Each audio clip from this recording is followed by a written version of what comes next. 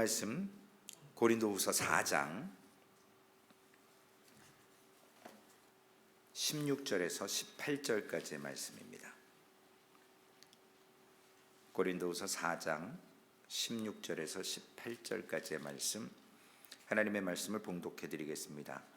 그러므로 우리가 낙심하지 아니하노니 우리의 겉사람은 낡아지나 우리의 속사람은 날로 새로워지는도다. 우리가 잠시 받는 환난에 경한 것이 지극히 크고 영원한 영광에 중한 것을 우리에게 이루게 함이니 우리가 주목하는 것은 보이는 것이 아니요 보이지 않는 것이니 보이는 것은 잠깐이요 보이지 않는 것은 영원함이라. 아멘. 하나님 감사합니다. 하나님께서 오늘도 우리의 삶을 주장하시고 하나님의 말씀 앞에 서게 하시며 영광의 그날이 이르도록 우리가 믿음의 귀한 싸움을 싸우며 하나님의 말씀을 붙들고 걸어가는 그 걸음마다 하나님이 동행하실 줄로 믿기에 오늘도 좌절하지 않고 낙심하지 않고 하나님의 허락하신 시간 안에서 믿음의 아름다운 삶을 살아내기를 원하오니, 특별히 오늘 말씀을 통해서 하나님 우리의 마음과 생각을 주장하시고 온전히 하나님 우리의 삶 가운데 홀로 영광받아 주시옵소서. 우리 구주 예수님의 이름으로 감사하며 기도 올리옵나이다. 아멘. 신앙에 있어서 시간이라는 것이 상당히 중요합니다. 매주 토요일마다 지금 시간에 관한 그리스도인들의 삶에 대해서 나누는, 어찌 보면 시간에 대한 마지막 시간인 것 같습니다.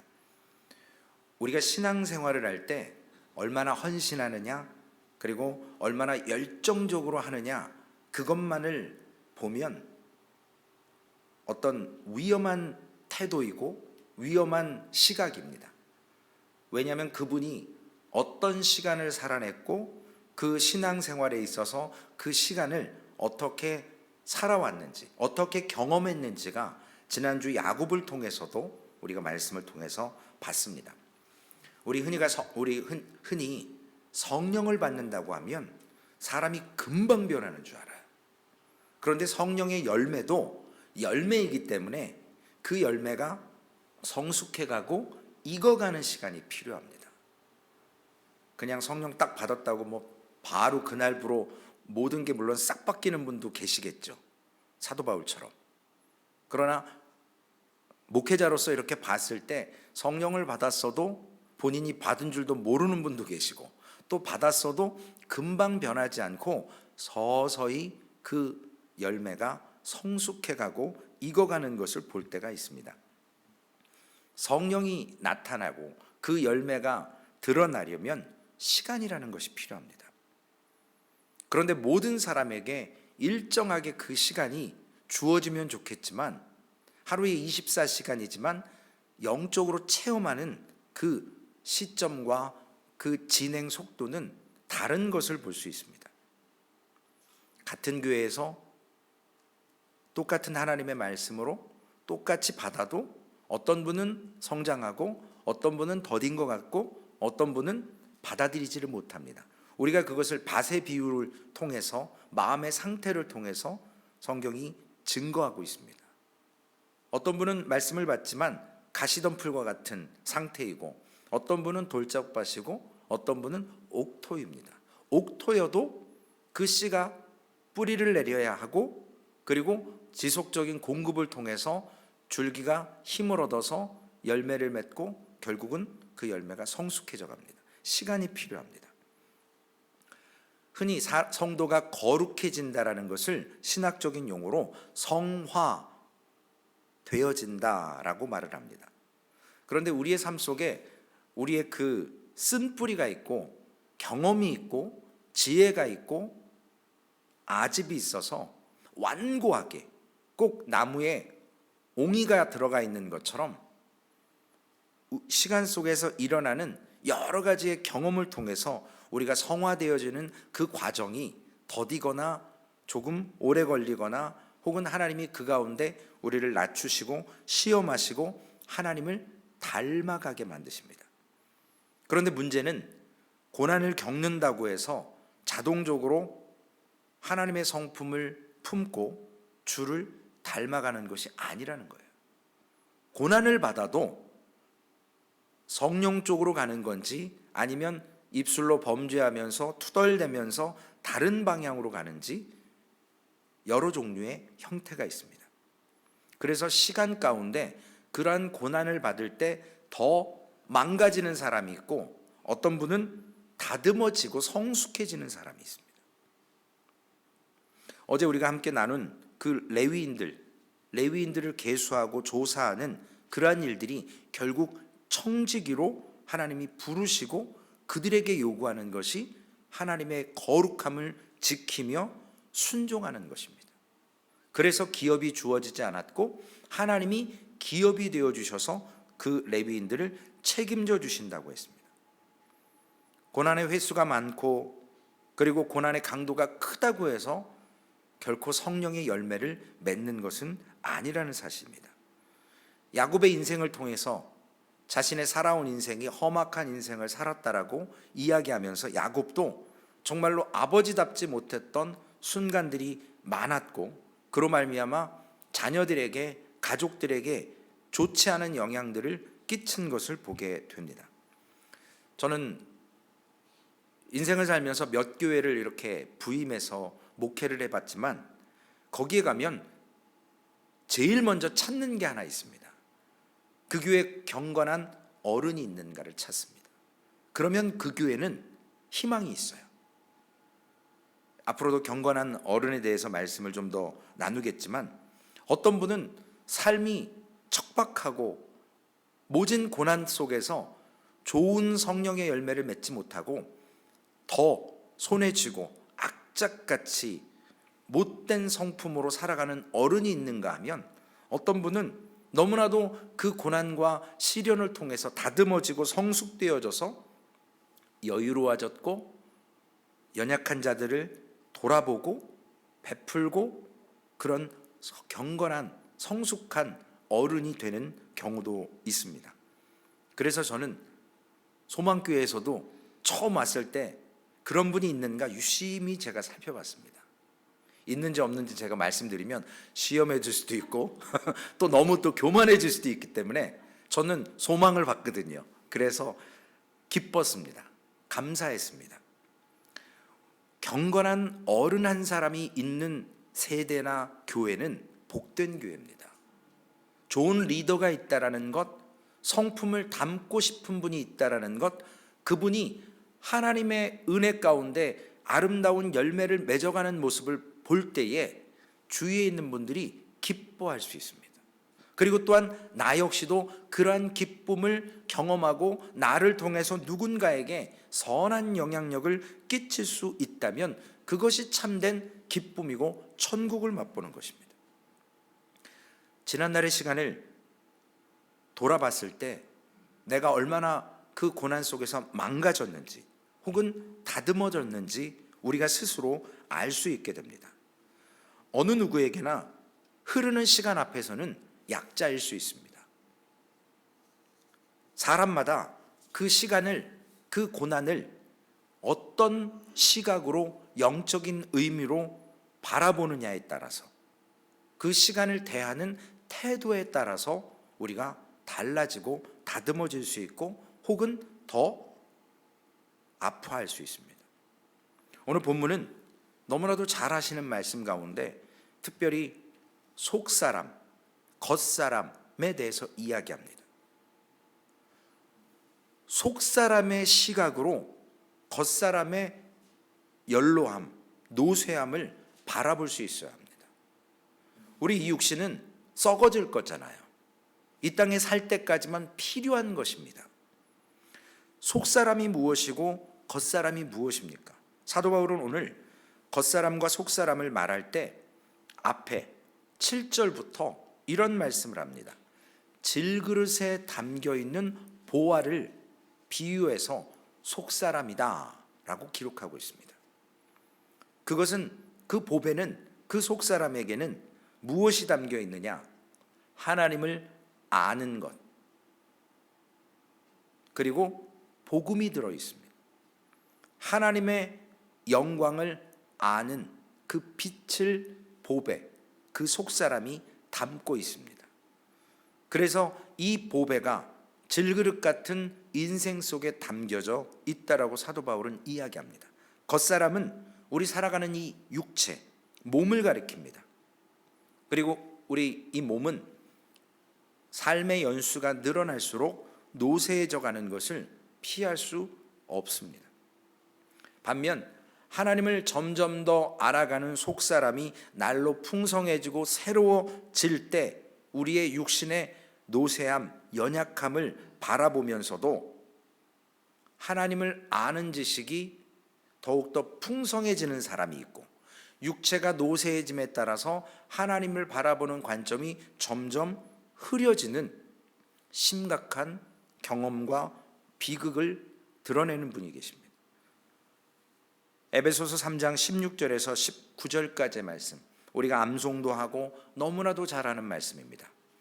그의 영광의 풍성함을 따라 그의 성령으로 말미암아 너희 속사람을 능력으로 강건케 하시오며 믿음으로 말미암아 그리스도께서 너희 마음에 계시게 하시옵고 너희가 사랑 가운데서 뿌리가 박히고 터가 굳어져서 능히 모든 성도와 함께 지식에 넘치는 그리스도의 사랑을 알고 그 너비와 길이와 높이와 깊이가 어떠함을 깨달아 하나님의 모든 충만한 것으로 너희에게 충만하시기를 구하노라.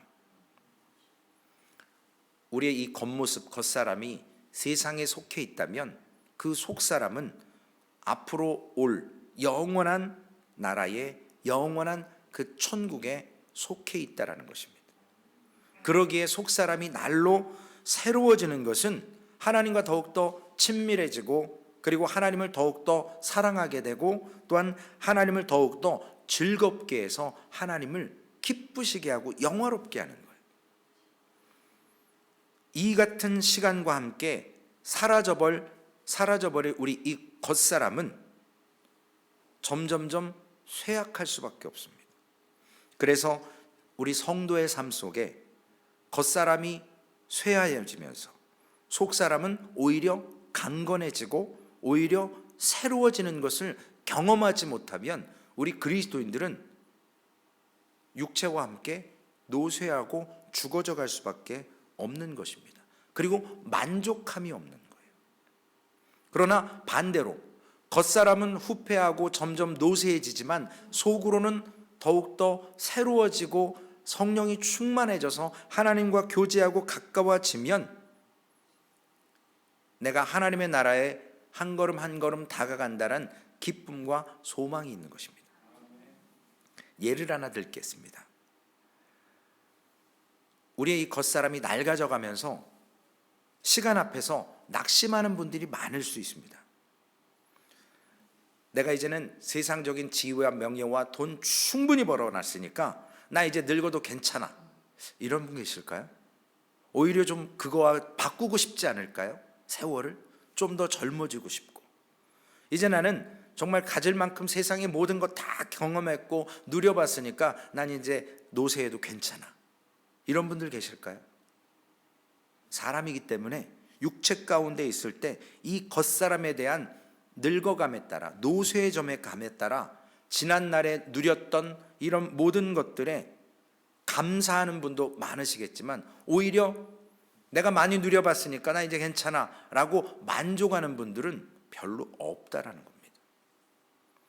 속사람이 새로워지지 않는 삶, 시간 속에서 그것을 경험하지 못하고 성숙되지 못한, 그래서 인격 속에서 그 신앙이 아름답게 성숙되지 못하면 결국 경건한 어른이 되기 어렵습니다. 신앙의 참된 모습이 어떤 것인가를 확인할 수 있는 방법들이 있습니다. 좀 전에 읽었던 에베소서 3장의 말씀처럼 뿌리가 깊게 박히고 터가 굳어지고 모든 성도와 함께 지식에 넘치는 사랑을 알고 너비, 길이, 높이, 깊이가 어떠한 것을 깨달아 알면서 하나님의 충만하신 것으로 충만해질 때 육신의 쇠하여짐에 낙심하지 않을 수 있습니다. 성도는 시간과 함께 하나님의 형상을 닮아가면서 경험하게 됩니다. 이것은 저절로 되는 것이 아니고 그 시간이 하나님께 드려지는 시간만큼 성숙될 수도 있습니다. 따라서 장래에 올 영원한 나라를 위해서 우리가 시간을 사용해야 합니다. 어제도 말씀드렸죠. 우리가 정욕에 빠지고 또한 세상 가운데 시간을 허비할 때 하나님께 드리는 시간, 하나님께 드리는 그 삶의 모든 것이 나를 성숙시키고 결국 그것이 내 것이 아니라 사용자로서 소유주가 아닌 하나님의 것을 하나님께 드림으로 사용할 수 있는 특권을 누리는 은혜를 경험하게 된다는 것입니다. 썩어질 것이 아니라 썩지 아니하는 영원한 것으로 그 시간을 들여보시기를 바랍니다. 그래서 오늘 사도는 속사람의 시각에서 겉사람의 노쇠함을 바라보는 그러한 모습을 가지라라고 사도 바울을 통해서 말씀하고 있습니다. 두 번째로는 영원한 것을 우리가 소유했다면, 천국을 소유했다면 천국의 관점에서 시간을 바라볼 수 있어야 합니다. 우리에게 지금 주어진 시간들은 이제 곧 끝날 시간들입니다. 주님의 재림이 오시면, 재림 때가 오면 그 시간은 끝나고 영원한 시간이 카운터가 되지 않는 숫자의 개념이 아닌 영원한 시간이 도래합니다. 고린도후서 4장 17절에 우리가 잠시 받는 환난에 경한 것이 지극히 크고 영원한 영광에 중한 것을 우리에게 이루게 함이니, 영원한 관점에서, 즉 천국을 소유한 사람들은 시간을, 인생을 바라보는 것, 죄로 죽을 수밖에 없었던 우리의 피할 수 없는 그 죽음의 시간들을 하나님께서 우리에게 때로는 고난이나 때로는 여러 가지 상황을 통해서 하나님께서 우리를 영원한 시간으로 옮겨주신다고 약속해 주셨습니다. 그것을 믿을 때에 성령께서 성도로 불러주시고 하나님의 자녀들이 그 영원한 시간에 초점을 맞추고 이제는 시간이 끝나는 시간에 초조해야 하는 것이 아니라 영원한 시간 가운데 이제 곧 끝날 시간들을 하나님께 드릴 수 있습니다. 본문 말씀을 다시 한번 보시면 환난은 경한 것이라고 했어요. 환난은 가벼운 거라고 했습니다. 그러나 영원한 영광은 어떤 것이라고 했습니까? 중한 것, 무거운 것이라고 했어요. 가벼운 것과 무거운 것, 우리에게 무거운 것을 통해서 오늘 사도 바울은 인생에서 겪는 그 환난이 가볍다고 그랬습니다. 왜냐? 잠깐의 시간이기 때문에. 그러나 영원한 영광은 잠깐의 시간이 아니라 중한 것이라고 했습니다. 그래서 그 영광을 환난 가운데서 바라보는 시각을, 그래서 그 영원한 시각을 소유한 사람들, 천국을 소유한 사람들은 잠깐의 환난에 무게를 쏟고 관심을 갖고 에너지를 소비하는 것이 아니고 영원한 것에 초점을 맞춰서 거기에 시간과 정성과 얼마 남지 않은 인생의 삶을 무거운 것에 관심을 둔다라는 것입니다. 그러기에 고난은 크지만, 고난은 어렵지만, 때로는 피하고 싶지만 예수님께서도 그 고난을 지심으로 하나님의 영광을 받으신 것처럼 우리도 영원한 천국을 은혜로 누릴 수 있게 됩니다. 그래서 히브리서 11장 6절에는 믿음이 없이는 하나님을 기쁘시게 하지 못하나니, 하나님께 나아가는 자는 그가 계신 것과 또한 그가 자기를 찾는 자들에게 상 주시는 이심을 믿어야 할지니라. 우리에게 상을 주시마 약속하셨습니다. 그러나 우리가 이 땅에서 상을 받기만을 위해서 경주하고 다름질하는 인생이어야 합니까? 사도 바울은 로마서 8장 17절에 자녀이면 또한 상속자, 곧 하나님의 상속자요 그리스도와 함께한 상속자니 우리가 그와 함께 영광을 받기 위하여 고난도 함께 받아야 할 것이니라. 영광만 받는 것이 아니라 영광을 받기 이전에 고난을 통해서 우리가 영광받을 질그릇으로 보배를 품을 만한 심령으로 새로워지는 것입니다. 그 고난을 통해서. 성경에 비유가 있죠. 돼지에게 진주를 주고 좋은 것 줘봤자 아무리 깨끗하게 목욕시켜봐야 다시 그냥 더러운 데 가서 뒹굴어 버립니다. 진주 밟아버려요. 고난을 통해서 경험하지 못하면 영원한 것이, 하나님의 나라가, 그 영광이 귀한 것인지를 체험하지 못합니다. 이 고난이 장차 우리가 누릴 영광을 이루고 하나님의 상을 얻게 한다라고 약속해 주셨습니다. 그래서 하나님의 자녀들에게는 헛된 고난이나 고생은 없다라는 겁니다. 저는 자라면서 아버님한테 이런 단어를 종종 들었어요. 쓸데없는, 쓰잘데기 없는. 제가 뭐 이렇게 하면, 아들 왜 자꾸 쓸데없는 일을 해? 쓸데있는 일을 해야지. 그 당시에는 그게 뭔 말인지 몰랐어요. 신학적으로 얘기하자면 저희 아버님 믿음이 있어서 그런 얘기 하신 게 아니었어요. 제가 자라놓고 보니까 어른 보기에 아이가 하는 행동이 별 필요 없는 일에 관심을 쏟을 때 쓸데없는, 쓰잘데기 없는 사투리인 것 같기도 하고요. 천국 가면 한번 여쭤봐야 될 것 같아요. 그 뜻이 뭐였는지. 믿음을 경험하고 난 후에 세상에서 쏟았던 정욕을 쫓았던 시간들이 쓸데없는 시간이에요. 쓰잘데기 없는 시간이었다는 거예요. 너무나 아까운 거예요. 좀 더 하나님께 그것을 드릴 수 있었을 텐데, 그 믿음의 분량에 따라서 그 당시엔 왜 이렇게 연약해서 온전히 드리지 못했는가.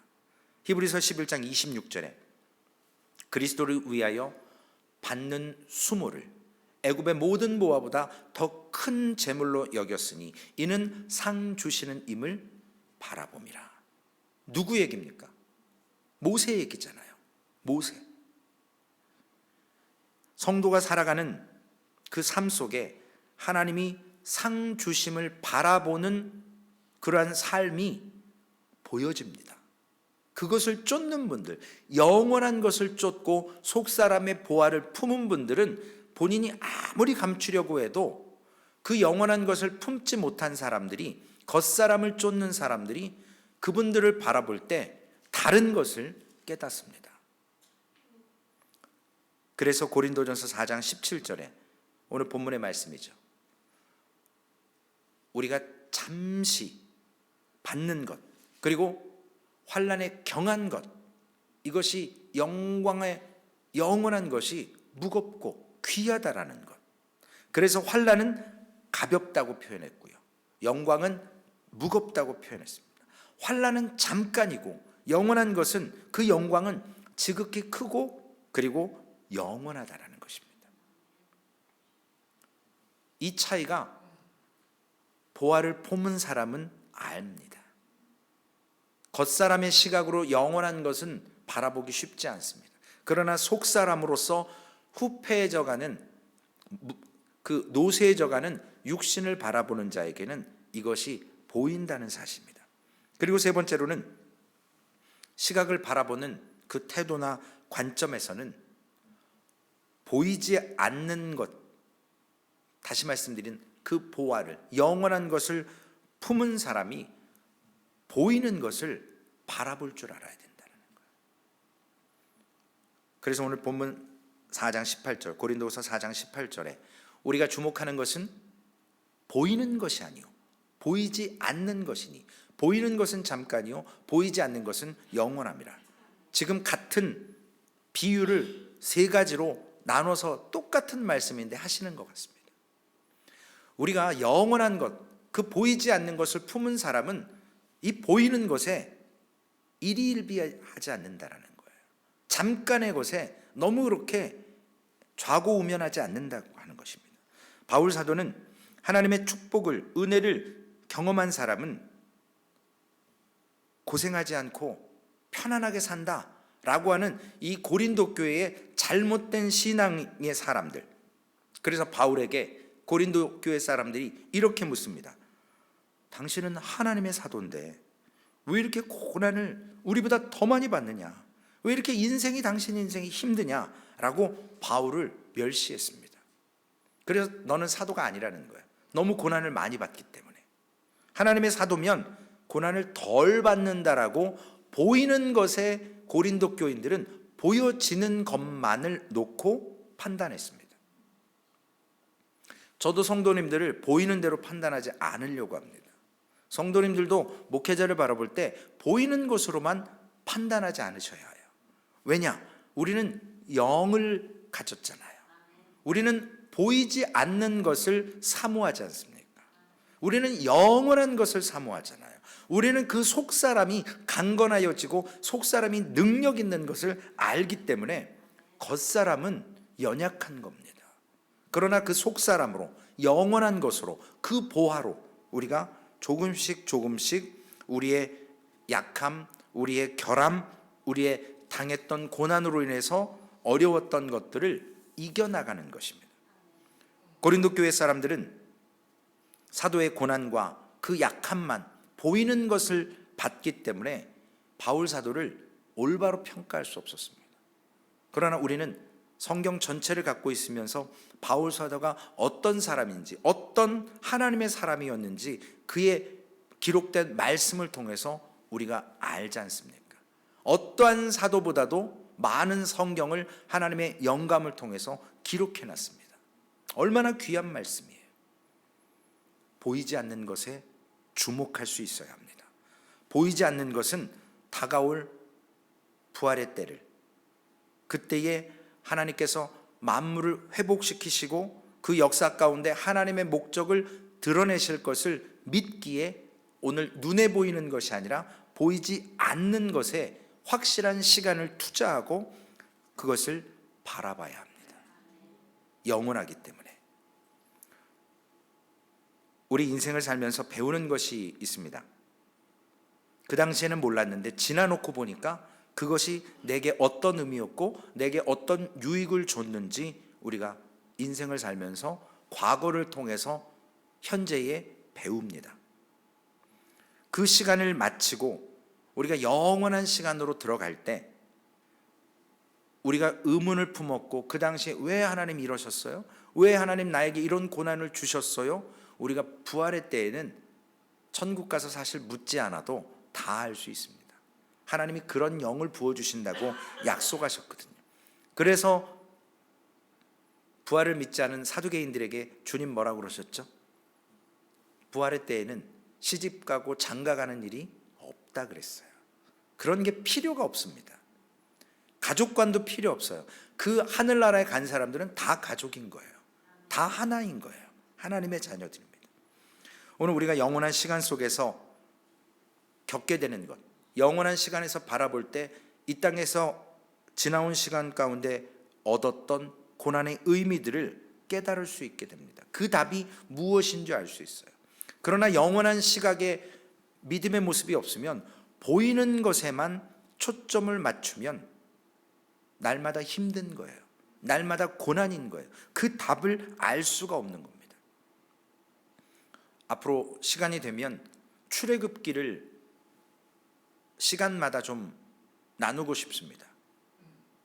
제가 출애굽을 목사님들과 공부하면서 느낀 게 있습니다.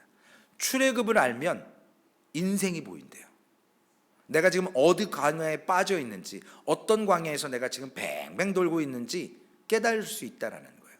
내 심령이 왜 이렇게 메말랐는지, 어느 광야에 지금 걸쳐 있는지, 내가 그 다음 광야는 어디 있는지를 출애굽을 배우면 이스라엘 백성들의 역사가 아니에요. 우리에게 주신 말씀입니다. 우리를 통해서 하나님께서 말씀하시고자 하는 것이 기록되어 있는 게 성경입니다. 그래서 에베소서 5장 16절에 세월을 아끼라 때가 악하니라. 그 세월이 영원한 시점에서 속사람의 관점에서 보화를 갖고 있는 관점에서 바라볼 때 시간이 아깝지 않은 거예요. 왜냐? 그러한 사람들은 그 시간을 어디다 투자하냐는 거예요. 그래서 골로새서에서는 골로새서 4장 5절에는 지혜로 행하여 세월을 아끼라. 지혜로 행하여. 그 지혜가 뭡니까? 영원한 것을 아는 것, 보이지 않는 것을 아는 것, 속사람의 시각에서 겉사람을 바라볼 줄 아는 지혜를 주신다라는 겁니다. 그런데 성경에 반대적인 시간에 대한 개념이 기록되어 있더라고요. 시편 78편 32절 33절입니다. 이러함에도 그들은 여전히 범죄하여 그의 기한 일들을 믿지 아니하였으므로 하나님이 그들의 날들을 헛되이 보내게 하시며 그들의 횟수를 두려움으로 보내게 하셨도다. 누구 얘기예요? 광야의 1세대들, 그들의 시간을 헛되이 보내게 하셔서 그들을 두려움 가운데 광야에서 다 죽을 때까지 뱅뱅 돌게 만드시는 겁니다. 왜냐? 영원한 걸 믿지 않았다 그랬잖아요. 그의 기이한 일들, 속사람, 영원한 것, 보아, 이런 것을 경험하지 못하는 거예요. 하나님의 임재가 있었어도 만나와 메추라기를 먹고 반석이 열려져서 생수를 마셔도 그들이 믿지 않는 거예요. 그 마음이 그만큼 완악한 것입니다. 헛되이 시간을 보내지 않고 세월을 아끼는 것은 그 시간 속에서 하나님이 우리를 하나님의 형상으로 다듬어 가시는 것입니다. 그래서 그 인생을 하나님께서 속사람으로, 보화를 품은 사람으로, 영원한 관점으로 우리를 불러 주십니다. 그래서 우리의 신앙 가운데 이 시간들이 귀한 것입니다. 그래서 그 시간을, 그 때를 우리가 아껴야 합니다. 아끼는데 그냥 한 달란트 받은 자처럼 킵해놓는 게 아니고 하나님께 드리는 것이 아끼는 거거든요. 세상 가운데 쓸데없는 거에 허비하는 것을 우리에게 두렵고 떨림으로 경고하고 계십니다. 사랑하는 성도 여러분, 영원한 속사람의 시각으로 우리의 노쇠하는 육체를 바라보면서 그 시간을 하나님께 드리시기를 바랍니다. 영원한 천국을 소유한 사람으로서 시간이 가는 것을, 너무나도 세월이 흘러가는 것을 안타까워하지 마시기 바랍니다. 왜냐? 멈추지 않고 제한할 수 없는 영원한 시간을 주시마 약속하셨기 때문에 그렇습니다. 그리고 보이지 않는 것을 보는 시점으로 보이는 것에만 일희일비하지 마시고 인생의 경주를 달려가십시오. 이 땅에서의 주는 상급이 아니라 영원한 것으로, 셀 수 없는 것으로, 보이지 않는 것으로 우리에게 주시마 약속하신 그 하나님의 은혜를 통해서 오늘도 우리의 하나님의 형상을 아름답게 하나님께서 빚어가실 수 있도록 우리의 시간을 하나님께 드려보시고 그 경험을 맛보셔서 인생의 경주 가운데 꼬린 지점에 들어가시고 완주하시고 그 면류관을 받으시는 소망교회 모든 성도님들 되시기를 주님의 이름으로 축원을 드리겠습니다. 기도하시겠습니다. 살아계신 아버지 하나님, 육체 가운데 있기에 날마다 노쇠해져가고 후패한 육신을 바라보며 옛날에는 강건했고 옛날에는 많은 것을 누렸는데 이제는 정말로 연약한 모습으로 점점점 쇠약한 모습을 바라볼 때 낙심되고 실망감을 가질 때가 있습니다. 눈에 보이는 것만을 판단하면서 하나님 세월을 허비하는 경우가 있습니다. 그러나 하나님, 우리에게는 속사람을 주셨고 그 가운데 보화를 품게 하셔서 하나님을 알게 하시는 지식을 주셨고 은혜를 주셨고, 그래서 그 무거운 하나님의 영광을 품고 영원한 나라를 바라보며 잠시 있을 가벼운 이 땅의 노쇠함과 이 땅의 제한적인 시간을 허비하지 않도록, 그래서 하나님께 온전히 맡겨드리며 우리의 삶의 예배를, 입술의 찬양을, 그리고 성령님께서 우리에게 늘 격려하시고 위로하실 때마다 새 힘을 얻어 하나님의 나라를 꿈꾸며 이 땅에서 경건한 어른으로서 누군가에게도 영향을 끼치고 그 삶이 예배가 되어서 누군가에게 복음이 증거되어지는 그러한 하나님의 사람으로 살고 싶습니다.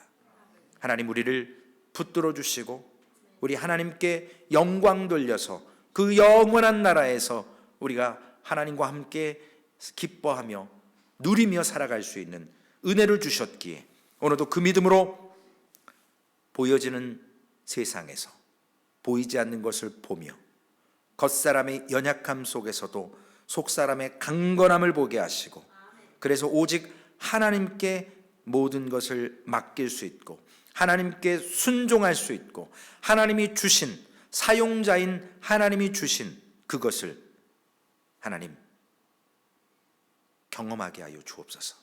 그래서 소유주가 하나님이시고 우리는 사용자로 이 땅에서 누리고 맛보게 하여 주시옵소서.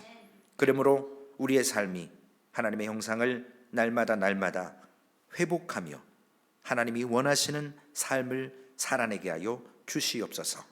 감사합니다. 우리 구주 예수님의 이름으로 기도 올리옵나이다. 아멘. 하늘에 계신 우리 아버지여, 이름이 거룩히 여김을 받으시오며 나라에 임하옵시며 뜻이 하늘에서 이루어진 것 같이 땅에서도 이루어지리이다.